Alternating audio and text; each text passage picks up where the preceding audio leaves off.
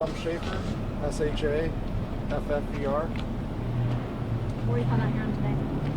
What were you called out here on today? Yeah, so today about 2:37 p.m. we had 3 members of the Omaha Police Department at the bank across the street engaged in a community meeting. As soon as they left the bank to go out into the parking lot, they immediately heard gunshots coming from the north in front of Mid-K Beauty Supply. The officers crossed the street, and as they got closer, they could see an adult male party standing outside of a vehicle with a long gun, firing shots to the west towards a house across the street. They engaged that individual, and ultimately 2 of the 3 officers did discharge their weapons towards that individual who was shooting. He was struck in the right arm. He was transported to the hospital. It appears he'll survive his injuries. Immediately upon getting him in custody, him and some of the witnesses nearby him gave indications that the house across the street was actually shooting at them, and that's what started the incident. So at this point we're investigating. It sounds like from witnesses that the officers stumbled onto an active gun battle between 2 groups. We're unsure if the officers' weapons were what struck the individual, or if it was gunfire from across the street, or if that gunfire across the street actually occurred. So we're at the very beginning stages. We have cleared the house across the street. We have several parties that we're going to talk to. We have recovered a long gun that the officers described next to the vehicle.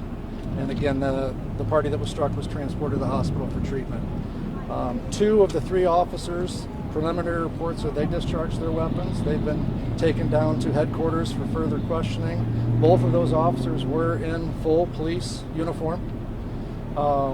As customary, our officer-involved investigation team is out at the scene beginning the investigation. And as we always do, we'll have 2 outside agencies embedded in that investigation for transparency. So that's really all I have at this point in time.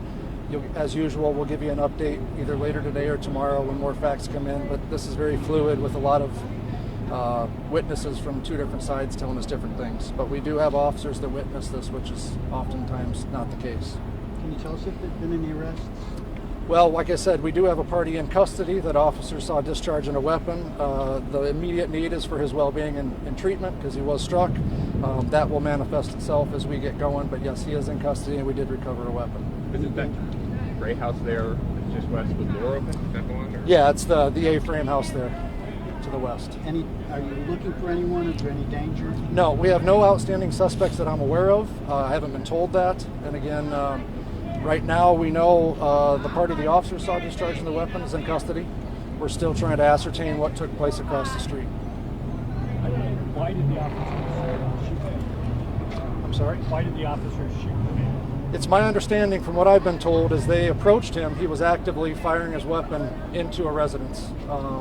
I don't know what they saw. We haven't interviewed them yet, but I do know that 3 o'clock in the afternoon, a very busy location directly outside of a storefront.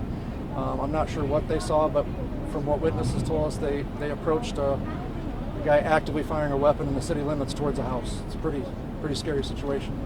I did see what appeared to be a woman with handcuffs behind her going into a vehicle when I was walking across. Is that just someone you're talking to? So we had more than one person that were still in the vehicle where the suspect was standing, as well as multiple people inside the house that some gave the impression was shooting as well. So we're taking every abundance of caution on that until we can completely sort out what we have. A possible eyewitness, I say possible because I haven't been vetted individually, who said that there was a woman shooting at a man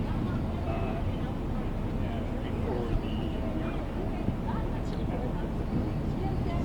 Yeah, I have heard that too. Again, there's a lot of kind of word floating around here. I don't want to speculate because I don't want to spread rumors or anything, but that has been floating around from some of the people in the area.